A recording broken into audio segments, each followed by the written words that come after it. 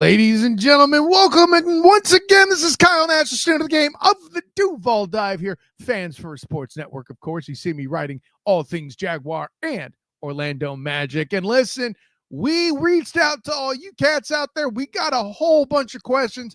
And wouldn't you know it, in the month of March, there's a bunch of questions about the draft. Who knew?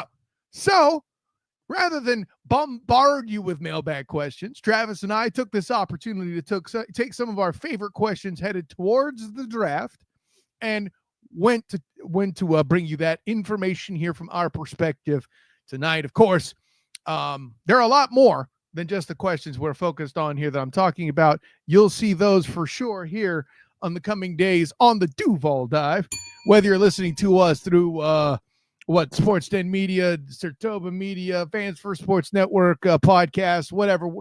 Just make sure you're subscribing to the Duval Dive YouTube channel first and foremost so you can get that action. But before we dive into the draft world of the Jacksonville Jaguars, we talked plenty about how I'm a horrible scout in general. So I should not do it alone. I should first bring in my personal champion, my guy of Big Cat Country, Travis D. Holmes. What's going on, my man? Hey man, doing well, bro. The best thing for anyone is being able to self-scout. That's whether you're an NFL football team or whether you are just a random person on the corner. So I'm proud of you. My man said, "Hey man, I got a great scout, so I'm gonna bring in some great scouts." I appreciate that. That's awesome. Hey, yeah, you're an awesome scout. You're a terrible GM compared to me with all the lucky breaks you got on the mock draft that week. Please be sure you take out all of that. Duval devout. In my imaginary words for Bill Belichick, if you ain't cheating, you ain't trying. Whatever. No, hold on. Let's not get bold. You weren't cheating. You were just damn lucky. That's all we're saying. Or did I? I mean, what did I cheat the system? Maybe? I don't think so. I think you said it best by saying better lucky than good while it was happening. So I'll give you that much credit. We already got comments going in. Radius jumping in, thinking he was going to wait till tomorrow to watch us, but he's staying involved and makes the brilliant point. If only Trent Baalke was good at self-scouting. I'll say this, buddy. I don't think he would have fired himself. Moreover, if he were good at self-scouting, he would have put his ego aside and never forced Jim Harbaugh out of the building at San Francisco. No, man, you're taking it too far back. We talking about in Duval. I know it hit you in your San Francisco heart. I'm sorry, but yes. Well, listen, name me one thing I said that was false. Exactly. I know. Man. Let's get into it, man. Dang it. So listen, we got the energy going. Radius is there on the comments, dropping some bombs. I think we have one of your questions. I'm not sure if we're going to get to it tonight. We do. You're Anthony Campanelli. Yeah. Okay. So we're definitely talking about that. That was actually one of my favorite questions that you put in there, Radius. We're going to get it on that into a different episode that you will see between now and the next Wednesday. That I can guarantee you. But without further ado, first of all, thank you, all you Duval divers out there. Duval divers, you ain't even got to get certified to be a Duval diver, baby. You just got to be a card-carrying member of the Duval Devout, as I understand it. So, with all that in mind, let's get to question number one. That is not what I expected to see. So perhaps I should there we go. I don't know what was going on there, but Zenith, we see Zenith in the comments plenty. He comes in via Blue Sky at Zenith RX. How many draft day trades do you think the Jags will have? So I got to break this down a little bit. First of all, draft day is now a draft extravaganza, if you will. There's that. Thanks for coming in, Mike, by the way. Good to see you. So when he says draft day trades, I'm going to break this down into two categories. Travis, how many trades do you think will happen opening night? And then how many trades do you think will happen over the 4-day extravaganza that is the draft experience for the NFL? So I know I'm supposed to say it's going to be like some crazy number, like 3 or 4 trades, but in reality, I think the Jacksonville Jaguar fans and media alike, you're probably just hoping just to get one. Like you're legitimately hoping for it. If you can get a trade back, awesome. Everybody's happy and dancing in the streets. But in reality, your ceiling is probably going to be one. And I don't mean in one day. I do mean in the draft, because most often you're just not going to see multiple trades unless you're seeing someone trade back and maybe trade back up until from the second round into the first round, something along those lines. So that's probably what I'm looking at. Yeah, and I think part of the issue is the Jags do have 10 picks right now, if I'm counting correctly, right? I do expect, believe it or not, a day one draft. You and I have talked about day one trade. Day one, yeah, a day one draft, a draft day trade, as it was worded in the question, right? By I think they're going to trade number 5 back. If they don't, I would have been officially wrong for day one and believe it at that, because I don't think they're going to trade back into the first round from round 2. I also think they're more likely to or I shouldn't say back into round 1 from round 2. They don't have the capital for that. However, and this is where I misspoke, I do think they're going to trade up into day 2 with some of the capital that they have. And considering some of the positions being where they are, where you can get to the quality, you and I both exhibited it in our various mock trades. You in particular getting Zabel in the second round. If let's say Zabel, and I think it's Xavier Morris, who is the safety, just like you drafted Jared Verse like 750 times last year for the Jags, I keep ending up with Rhodes at safety on mine. If they traded up to get somebody like that, or we both had receivers super available later than they should be, I think you had Jalen Noel. Granted, that was a 3rd round pick, if I remember correctly. But nonetheless, there's the opportunity for a lot of guys at positions of need to be available late 2nd round. And I think the Jags might trade some capital to get into that. I think the cap is 3. I don't think they do. But I think the number, if I was going to pick, is 2. I think we see 2 trades, draft extravaganza, one of them being draft day itself. So if we're being specific, identifying where we think draft trades might happen. For instance, like the Rams ended up trading from the 3rd round back into the 2nd round, I believe it was, in the 2024 draft. If I'm not mistaken, no, they traded. Yeah, it was from the 39th pick or something along those lines. So they traded back into the 2nd round. Like I can see something like that. Because you're giving up a little bit. Yeah. So I can agree with you there that the Jaguars, depending on what they end up getting in that 1st round, maybe they want to trade back up into the 2nd and not give up an arm and a leg to do it. Sure. Yeah. Then they don't have to use all 10 draft picks. They can use 8 or fill in the blank number. Yeah, exactly. And let's be clear, like it's not an octopus, it's a dectopus right now because they have 10 picks. But like, listen, if they hack off a couple more legs, and go up and trade them for a proper weapon, I don't think that's a big problem. I see Mike jumping in here. Trade back to 10 or 12 raids, trade and trade up to mid-20s. Yeah, that's the kind of stuff I'm talking about. With that, ending up with 2 first-round picks in exchange for the 5th. That's what I think is on the table. Certainly. I'm really interested in seeing, because I'm culprit number 1. As far as this whole trade back scenario, and I'm doing a mock draft probably once a day, if not once every other day. And every one of my best mock drafts always involves trading back. But I also just got to be honest here and say, I don't know who's going to be there that's going to be worth the Jacksonville Jaguars, getting those offers to trade back. I'm just being honest. Like, in the way that I believe the draft is going to end up falling. Like, I do believe Travis Hunter's probably not going to be on the board for the Jaguars, even though I hope he will. Like, it's a 50-50 coin flip.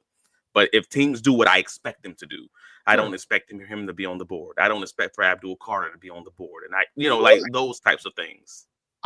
In a world where there's so much need for O-line improvement, just as an example, and it's Membu. I could see somebody trading up to try to get Membu with if Campbell's gone and all of that. But I mean, let's examine it, right? And reading the tea leaves, everybody seems sure now that Shedeur Sanders is going to be a Brown. I don't know how true that is, but let's roll with that for the hell of it, right? We got the 2 quarterbacks gone around 1 and 2, Cam Ward, Shedeur Sanders. 3, almost indubitably at that point, is going to be Travis Hunter. 4, is going to be either Abdul Carter or Will Campbell. Probably Abdul Carter, but we'll see, involving the Patriots, right? that would put the Jags in a position to either get Will Campbell or Mason Graham. Both guys who are now, through kind of technicality, are being analyzed as saying, well, Mason Crosby isn't necessarily the right decision because they have too many players of that type. If you want a better explanation with it, I'm more than happy to recommend Locked On Jaguars T. Wig. He said it plenty.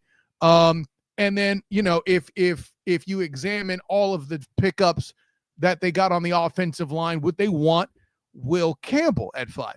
If the answer to those questions is that the Jags don't want either of those guys, it's very likely another team will. I wouldn't rule out, just spitballing here, maybe the Cowboys over at, what are they, 12? Trade up 12. And get that much needed weapon that they need in both places. I don't think that's necessarily all that awful, right? Yeah.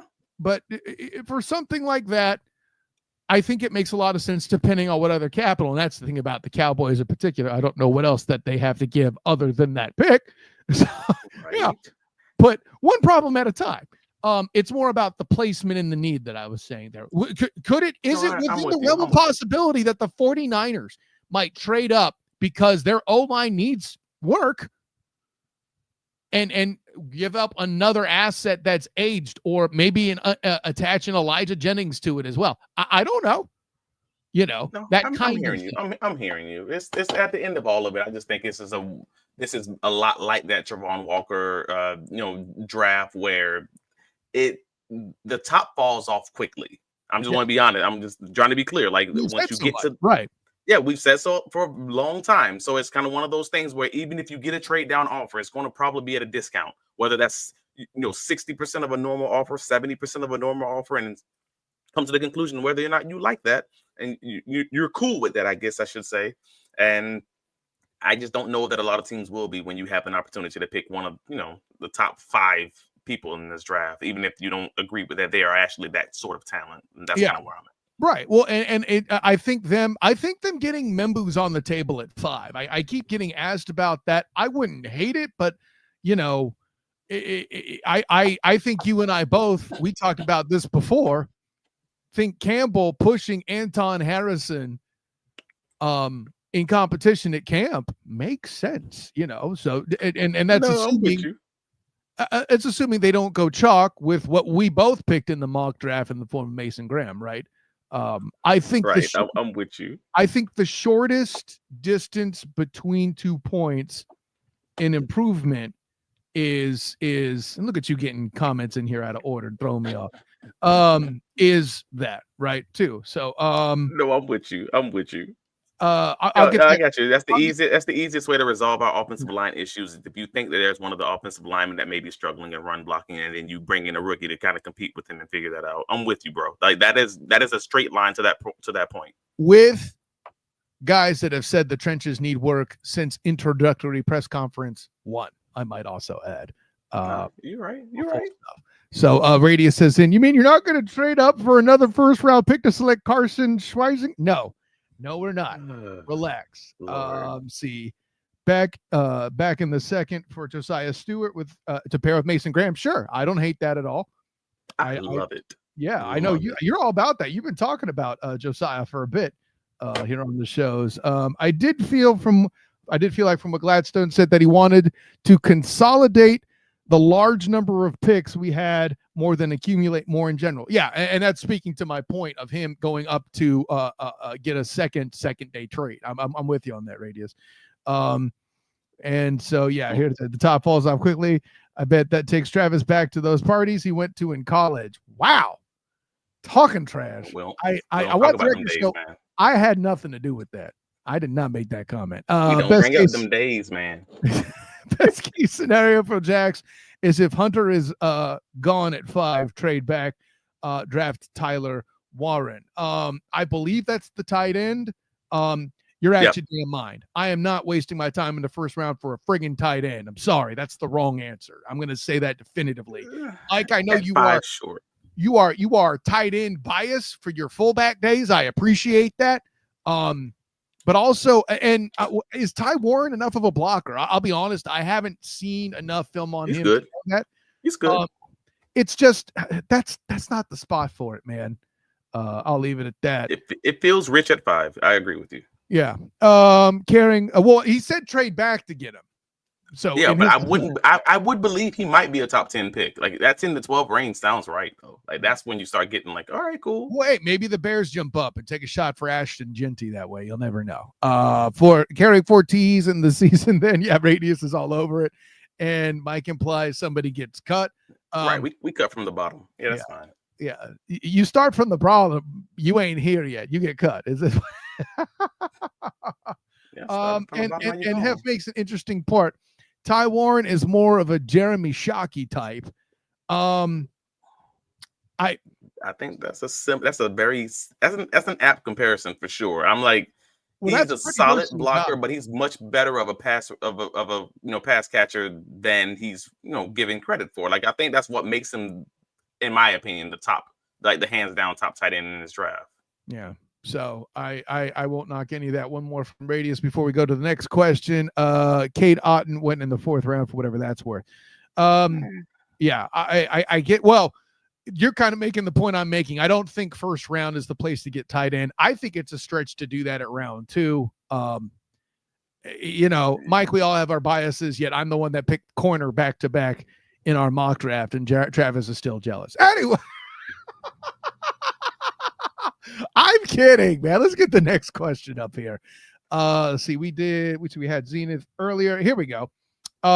If Carter is there somehow at 5, don't the Jags have to take him? From @JagBoss, Steven Safer. And there we go. The answer is invariably yes, right? Or at least in the fans' opinion. Because we're still in that space where Trayvon Walker is allegedly a bust or a bad pick, right? This is still what we're getting from the Duval Devout out there. Yeah. So, but I feel like I'm with you. I think you kind of have to take him, and you're going to just figure out what that means for the rest of your linebacker room. And actually, I was listening to Wig on Locked On NFL earlier today. They had a great breakdown with him and a former LSU coach, LSU scout. I'm sorry, who they broke it down talking about Carter specifically and how he's a much better stat linebacker, off ball linebacker on the early downs. I was going to bring that up. Yeah. And then being an edge or whatever else on the passing downs. Basically, he's Micah Parsons, and they specifically said on that pod, "Hey man, I think he's a better prospect than Micah Parsons because he's a better off ball linebacker on those early downs." And I'm like, oh, well, all right, cool. We talking. Here's the thing. It's the off the ball part that interests me, right? It's the part where he can step in and drop back in coverage. Not that Foyer is a great cover man, but for an inside linebacker, he's pretty good.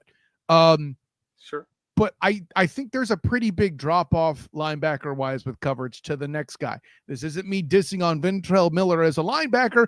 I just think there's a potential for Abdul Carter to compete in that space and be a day one starter while also keeping Josh Hines Allen and Trayvon Walker on the field. And who knows, maybe they kick Trayvon back inside some. We keep hearing about how versatile everybody is and all this and that. If everybody's that versatile, then they can be positionless as a pass rush, which I know works a lot in basketball, but less in football. That being said, I think this is one of those rare instances where we can, I think a better kind of example, though I don't know if he's the same build, is a Jason Taylor type, right? The jack position on defense that has been played no better than Jason Taylor's did it for the Miami Dolphins. So I think that might be the vibe you go with there. Yeah, no, I'm with you, but again, that's a great problem to have at the end of all of it. If you have Carter on the board as a Jacksonville Jaguars organization, you'd be wild not to take him. Like, you have to take him and figure it out. If you believe you're a versatile coaching staff who can coach to your players' strengths and weaknesses, then you have to take that man and figure it out, because they figure the rest of the draft out behind it. Being said, that's the kind of ish that's there where you could definitely average a trade back. If Abdul Carter's on the board, the reason why the answer is a no, in that you have to trade him, is that somebody made you an offer you can't refuse, Travis D. Holmes. And they had what it would have to be. Yeah. we won't be talking about a trade back situation. Like, I'm legitimately like in anguish over here when you said the words trade back in reference to Carter, or if you said trade back in reference to Hunter being on the board. Either one Right. of those guys Oh, no, are two Hunter's guys. if he's there, you take him off the bleep board Well, immediately. no. I just What? think if it's either of those guys, whether it's Travis Hunter or whether it's Abdul Carter, and they're on the board, I feel like the Jacksonville Jaguars have to draft that guy and figure it out. Like, if you were offered an offer you can't refuse, I fully understand it. But I personally, just me, my personal choice, my personal thought process is any trade up offer is going to be 70 cents on the dollar. I think, and I might be over exaggerating it. Hell, it might be 50 cents on the dollar, just because I don't think it's a very deep draft. We've had this conversation. We've had this argument before. We have our difference. We land on different sides of this line. Shared on the YouTube channel, actually. Yeah, it is. Yes, it is. So I'm like, I get you. You think that means that people are going to pay more? I think that means people are going to pay less and just see what they can kind of get slid in there, like it's a farmer's market or whatever. Specific to Abdul Carter, though, you have to admit they'd be getting proper market value if somebody wants that pick. Yeah, that's he's a top pick in any draft. That's fair. Yeah. So, no, hey, obviously, we got a lot more out of that question than I thought we would. So, shouts to you, right there. Let's see what we got here. Jaredbot 3000 at link this letter on Twitter. We don't call it X. I'm a family man. I don't talk about being on X. It's not how I roll. Two questions here, but we'll go over both these. First of all, you can only double dip one position group in this draft, which is difficult for 10 picks, but okay. Which one do you choose? And alternatively, which you must triple dip a position group. Which one do you choose? And the groups he picks are offensive, defensive line, wide receiver, or defensive back. Travis, I'm going to let you go first because I'm pretty damn sure we know what your answer is to this question. Which one am I biased? Triple dip. Yeah. Am I biased? Yes. Am I wrong? I don't know about that. That's the thing. I don't know if I'm wrong, but I'm absolutely biased. So the Jacksonville Jaguars, you know, they still have the depth chart up on Jaguars.com. So just take a look at that if you want to find out where the holes on the rosters are. And not to mention, you have multiple of these players on this roster currently that are going to be free agents in 2026. So you're trying to figure out, all right, where are the current holes as far as, you signed on the defensive side of the ball. Like, they don't even have the edges listed at this point. But no, you signed Jordan either, for what it's worth. Right. You signed Jordan Lewis at nickelback. You kind of still have a question that, maybe Jarian's going to work out at outside corner, but also maybe it won't. So that's at least when he categorized DB as its own category, not safety, not corner specifically. For me, my mind immediately goes there because we still don't know what's going to happen as far as Darnell Savage is concerned. Whether or not he's going to be here for this next season. We don't know if they're going to truly give Dewey Wingard an opportunity to start. So you're talking about probably adding one safety in the draft, probably adding one outside corner in the draft. Do I think it's outside of the realm of possibility that they would add a third DB in one draft? No. Not at all. Like, I legitimately believe, like, if you already get someone like a Benjamin Morrison in the second round, or an AZ Thomas in the second round, and then you were to circle back, maybe getting Zav Frazier, maybe in the fifth round, something like that, like late round, mid round cornerback, and then you add a safety at any point, I could absolutely see them trying to revamp this entire secondary via the draft. I mean, the Kansas City Chiefs sure as hell did it.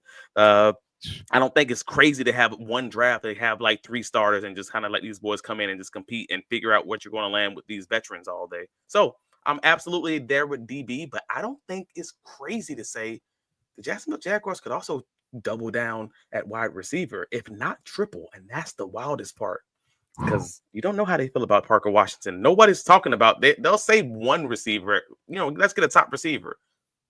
If the Jaguars chose right now to say, I'm drafting 2 receivers, if not 3, and I'm revamping the whole room, including the depth, that might feel crazy, but I don't know that it necessarily does with Parker Washington. His contract is up in 2026? You got a natural out in Gabe Davis's contract. I was about to say, season also, with all the assets they've also parted with too, how can you rule it out at this juncture? So there's a lot of there. As far as like the openings on the roster that Gladstone was already spoken on, they purposefully left these openings there. And that's not even looking a year out like most people draft a year out. Yeah, well, and when you're trying to repair a 4-win team, you don't look a year out. You're trying to find starters now. So I think that's worth mention. Now, if in the 26th draft you're looking at 27, cool. Today, you need starters. You're getting them right now.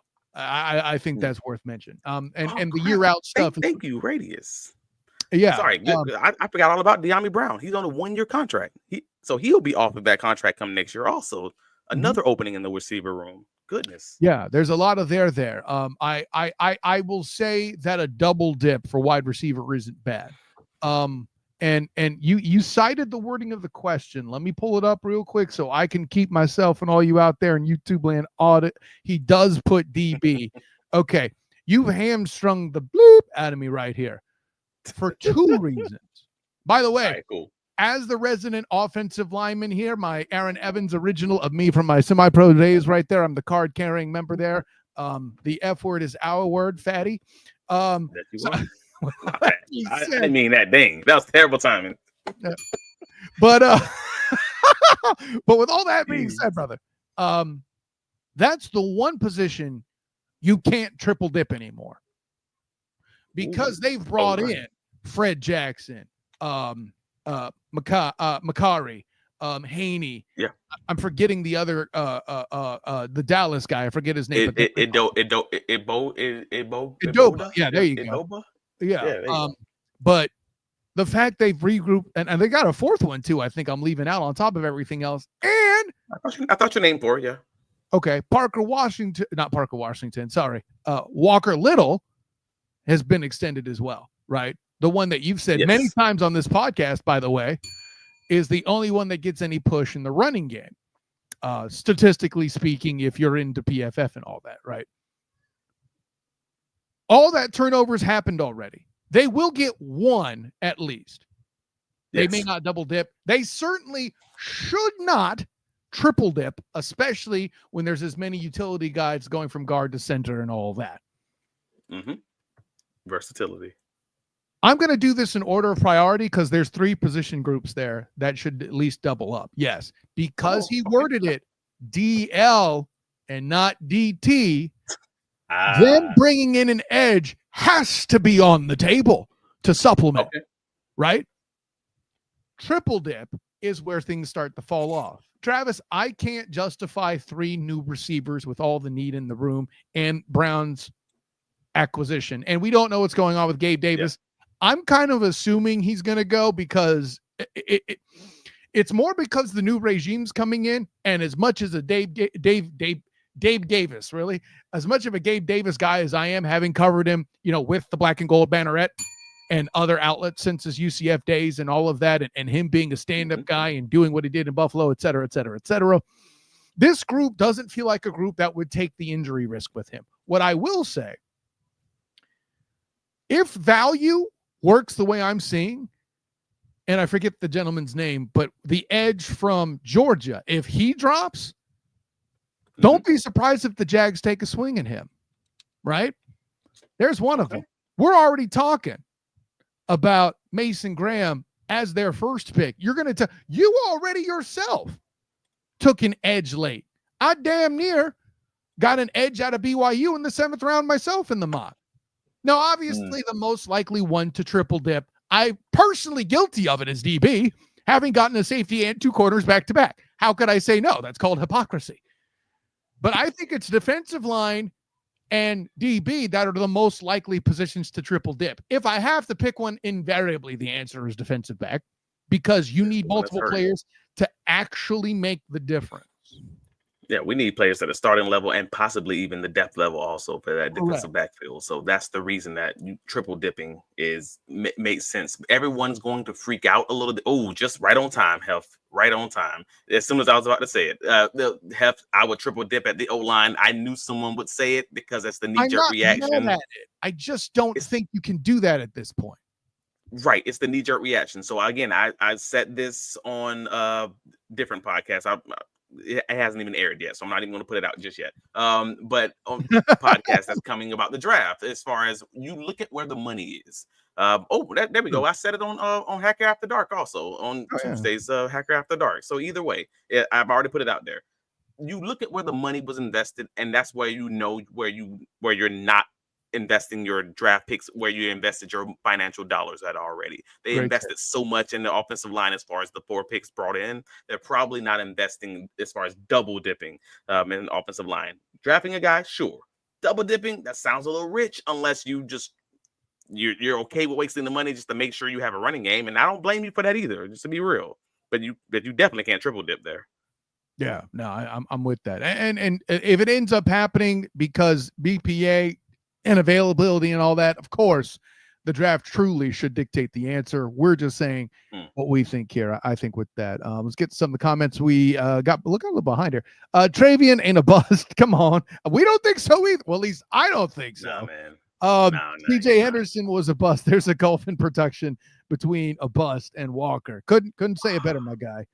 If Carter falls to them, it does give them the room to move on from Walker. Okay, come on, man. That's a different conversation because it's not giving them the room to move on to Walker, as many people might say that. It's more of a room to give them a future out in Josh Hines Allen's contract when he's old and gone. That's a different conversation for me. This Trayvon, I'm hoping to not have to address it on this show. Just the same way we didn't address the Trevor Lawrence silliness of him going to Pittsburgh, which is always stupid as hell. Now, granted, the Walker thing isn't that bad. I'm not saying that. But if we really have to address that, I'm going to prepare you all out there, Duval Devout. It will not be a happy day for me. I can tell you that. You're going to have Moody Kyle if we're talking about trading freaking Trayvon Walker. Goodness gracious. Anyways, do you think it wouldn't happen before? It wouldn't happen before this season anyways. It would happen after the season because they still have him under contract for basically 3 years. Well, yeah, that's part of what makes it so dumb. I agree. Do you think any team would move up in the draft? Well, yeah, we talked about that a little bit too. Yeah, we did. Yeah, we did. We got into that one. We'll leave it at that. We unanimously don't think the Jags will move up beyond 5. That I will say. If that happens, I will peer an eyebrow and prepare to criticize until I see the deal. Radius agrees with us. DB all day. That's where we look the weakest. I could make the argument that if you were to use Madden ratings for a position group, that defensive tackle would actually be lower. However, by volume, the DBs are missing more bodies. So yeah, that I think makes it a legitimate point. Let's see. Look at the Eagles last year, no doubt. A lot of movement there in that draft. Everybody is. Yeah, wouldn't hate it. A competition between Davis, De'Ami Brown. He's talking about you snagging double and triple dipping receivers.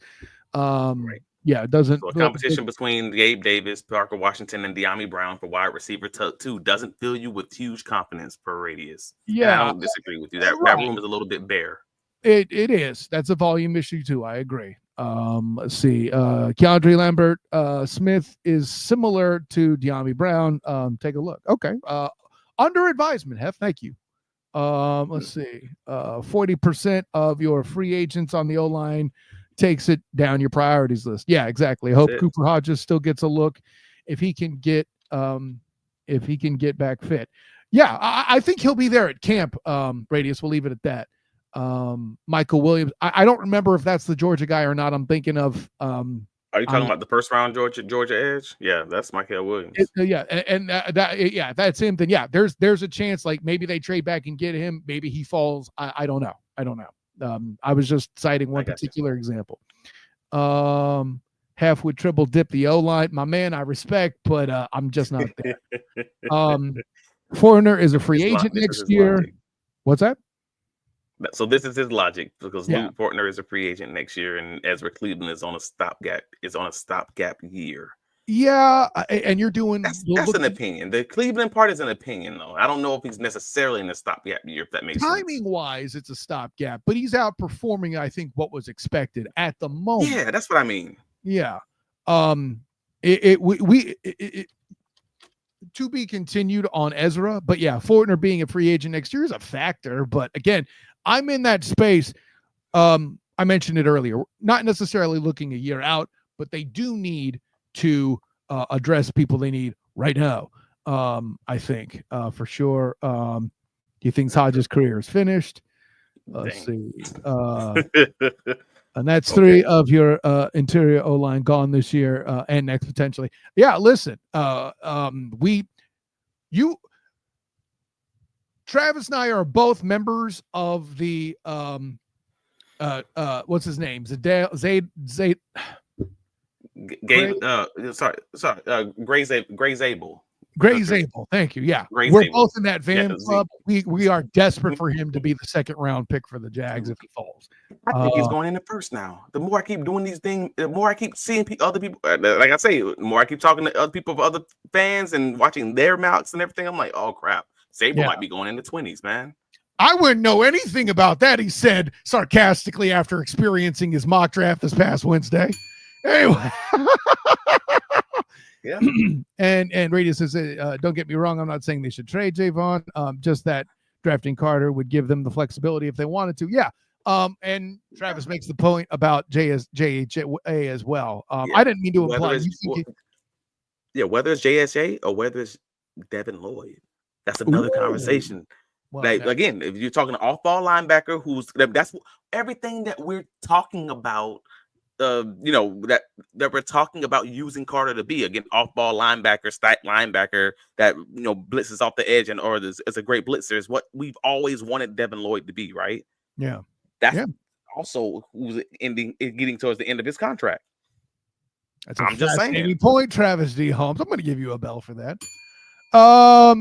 Okay. This one, Storm the Desert, will come in with a banger every now and again. He's got another one here tonight. Pretty sure Gladstone has used the free agents to plug holes and set the floor and set themselves up to go best player available and gather the most talent. Travis and I agree.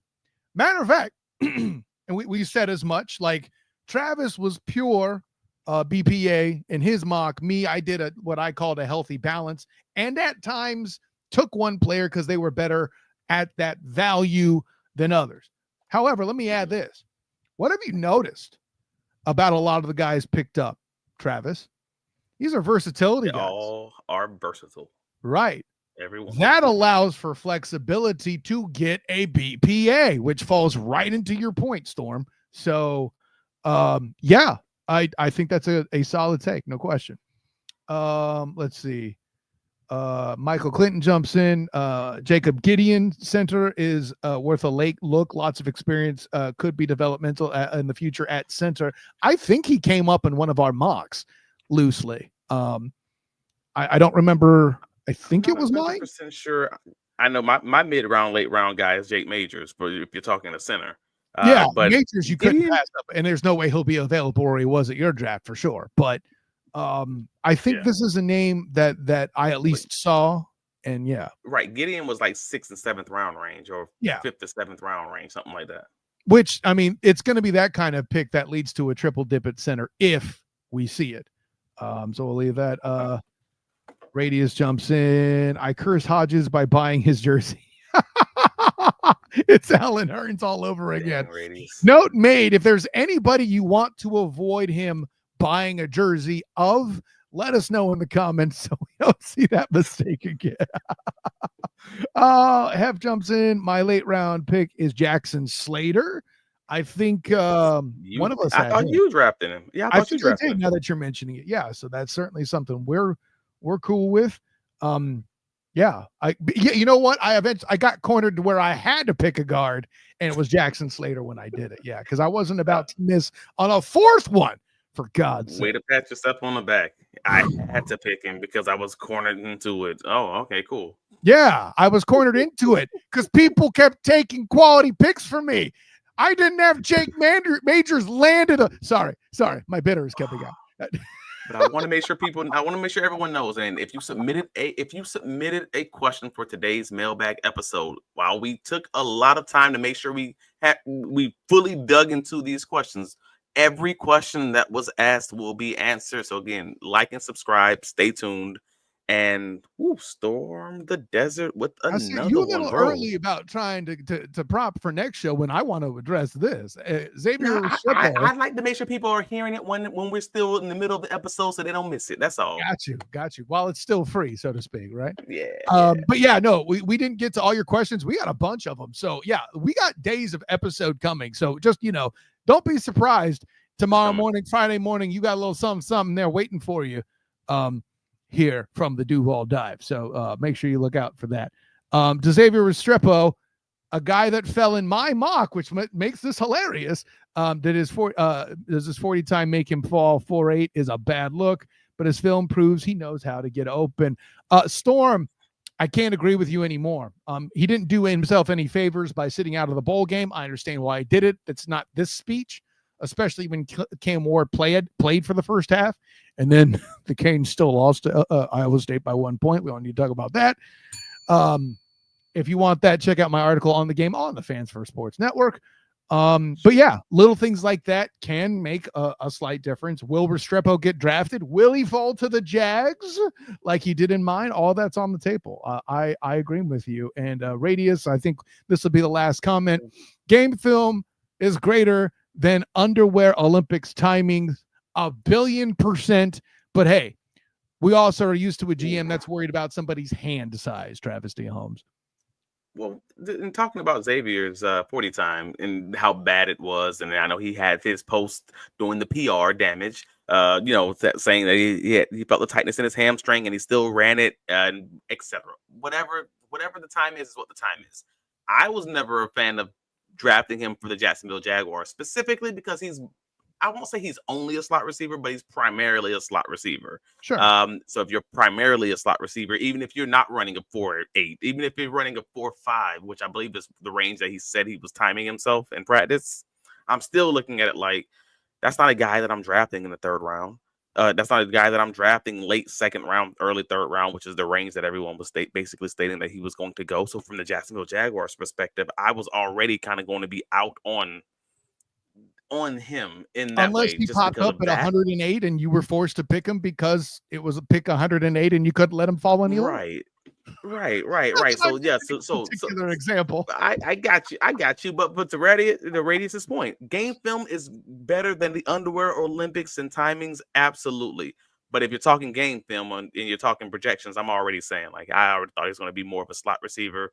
I think we'd just be equally fine with the Parker Washington or the whatever fill in the blank rookie that I can probably get in the 4th and 5th and 6th round, versus just saying I'm going to go with the primarily slot receiver who's running a 4.5 to 4.8 range. So to be clear though, if you have BTJ, Brown, Travis Hunter, and Let a Man Dream and Restrepo, that's not a bad Ford wide set. I'm just throwing it out there, y'all.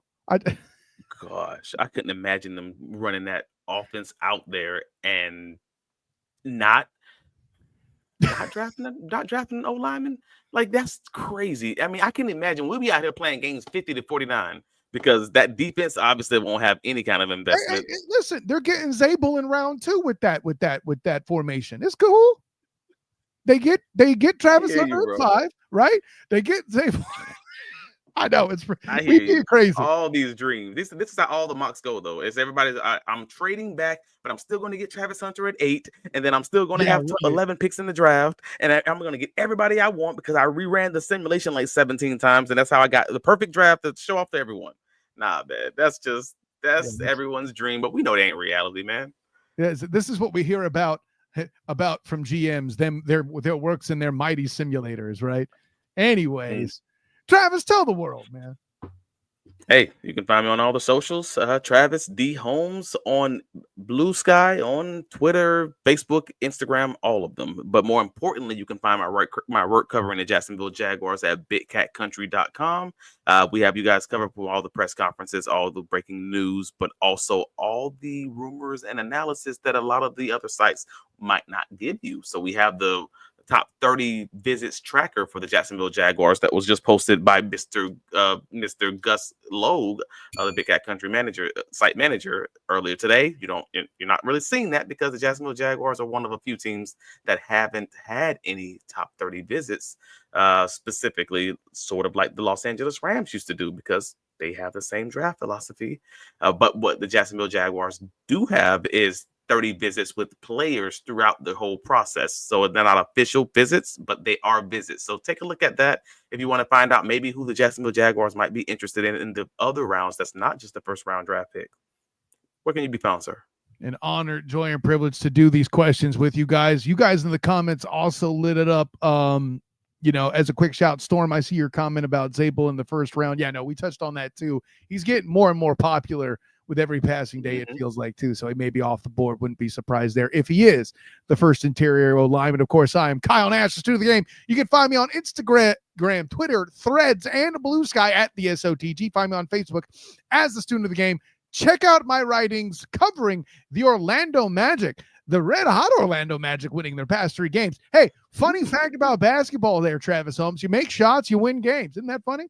Anyway, wow. So make sure you check that out, Fans for Sports Network, with the Orlando Magic. Of course, some writing on the Jacksonville Jaguars as well. I'm due for another piece here pretty soon, and some concepts we're talking about answering these questions may, in fact, come up. So make sure you look out for that. And, of course, my work with the Black and Gold Banneret, a lot of work there in basketball. I will be going to my first spring practice in the version 2 of the Scott Frost era over there. So make sure you check out my work doing that on the blackandgoldbanneret.com for all my written stuff. And then the Night Shift podcast YouTube channel. Make sure you go there for all things UCF basketball, football, softball, baseball, and otherwise to get your fill for the UCF night. So for my personal champion, Travis D. Holmes, to all of you kicking butt, taking names in the comments, I am Kyle Nash, to the game before Travis D. Holmes. Until next time, everyone, class dismissed.